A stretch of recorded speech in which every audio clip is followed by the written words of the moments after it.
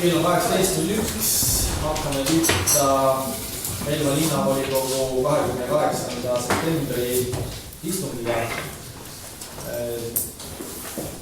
Teada on andnud Tõnu Vaidu, et ta jõuab tund aega või hiljem kohale. Hea meil on tervitada voliniku Jüri Allikut, tagasi aasta aega eemal olnud, kes kindlasti täiendab meie volikogu liidetuse silmaringiga. Meil on ka üks sünnipäevalaps, Rendina, kellega ma hea meelega siin üle hiljem. See on nii hea. Palun suurt aplausi.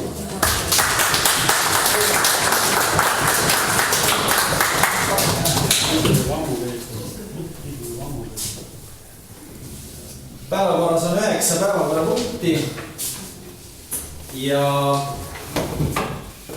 päevakord on teil tahvli ees. Kas on päevakorra osas ettepanekuid? Kui ettepanekuid ei ole, siis palun päevakorra üle hääletada, kes on nimetatud päevakorra poolt. Palun anda käega märku. Kõik. Toomas, kas sul on aitäh? Nii. Kohal on 13 volikogu liiget, seega 13 poolt häälega on päevakord kinnitatud.